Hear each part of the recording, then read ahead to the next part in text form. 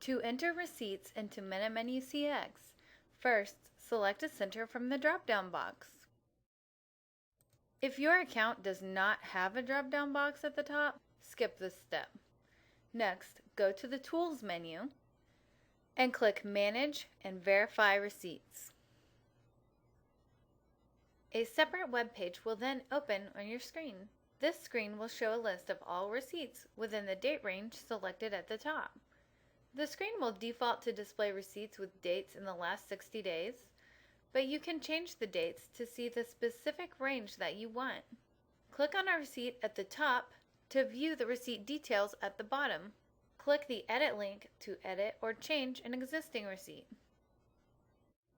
To add a new receipt, click the Add Receipts button. Receipts can be entered using the itemized entry method, or you can switch to the quick entry method by clicking the switch button. Use the method that is best for your agency. I'm going to enter a receipt from Southwest Market using the itemized entry method as an example. First, make sure that the correct center has been selected from the drop-down box.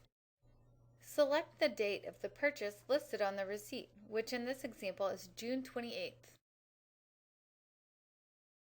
Select a food vendor from the drop-down box. You can use your mouse to move to the next field, or use the Tab key on your keyboard to move from field to field. Next, enter the receipt total. If your state does not allow you to include tax as a food cost, you can enter the receipt subtotal or pre-tax amount here, or you can also enter the receipt total and then categorize it below as either an approved or not approved expense. In this example, I'm going to include the tax in the total, but I'm going to add it to the not approved category below. Use the method that works best for your agency. If the receipt has an invoice number, you can optionally add that here. Otherwise, you can skip this field since it's not required. You can also optionally add a brief description of the overall purchase. The first 20 characters or so will print on the Center Receipts Journal report. The next section is where the individual receipt items will be added. Each item will need to be classified into one of the listed categories. The first item on this sample receipt is wild rice, which will be added to the food category. To select the food category, you can use your mouse to select it from the drop-down box, or you can type the first letter of the category you want to jump to that category. For example, typing F will automatically select the food category. Next, enter the dollar amount of the item purchased. In this example, 1 bag of wild rice was purchased for $6.98. The quantity field will default to 1, but if more than one item was purchased, you can change it, and MetaMenu CX will add up the total for you. A description can also optionally be provided. Click the Add button to add the next row. Broccoli is next on the receipt, and that's another food item, so I'll type the letter F to add another food item. Notice that the total price of 4 bunches of broccoli is $6. But the receipt does not list the price of 1 bunch of broccoli. So in this example, I can skip the amount field, then enter a 4 in the quantity field, and then enter the total amount of all 4 bunches, which is $6. And the program will automatically determine the price per bunch for me. Now click Add to go to the next row. 1% milk is the next item on the receipt. Milk should be added to the applicable milk category, so that skim and low-fat or 1% milk get added to the low-fat or non-fat milk section.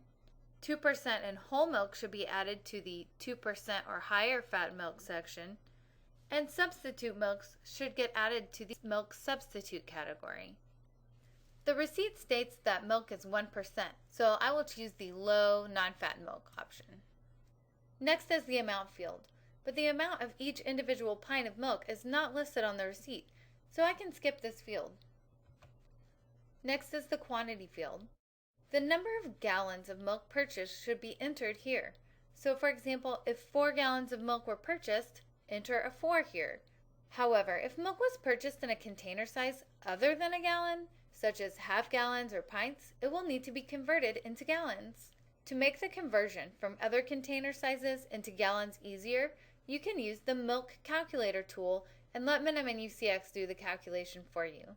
Just click that calculator icon to open the tool. Next, enter the amount of pints, quarts, half gallons, or ounces of milk purchased. More than one type can be entered, so if pints and quarts of a certain type of milk were purchased on the same receipt, both can be entered here.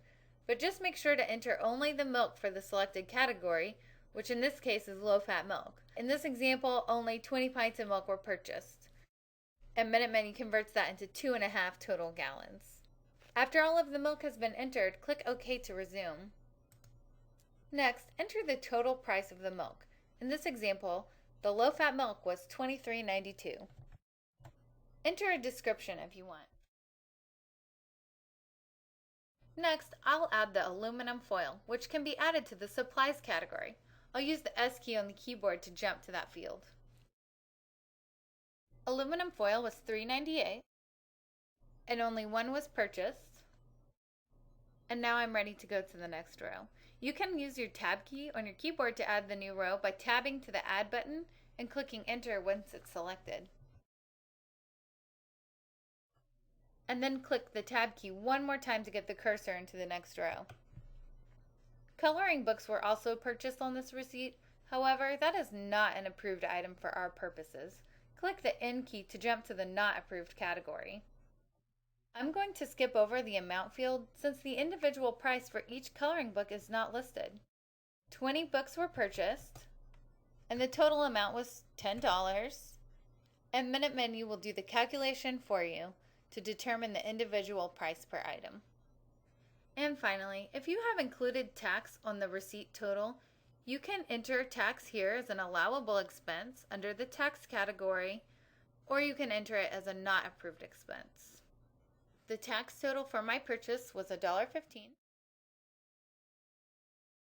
If you make a mistake and would like to get rid of a row, you can delete it by clicking the Remove button. The running total must match the receipt total, and the balance must be 0 before you can save.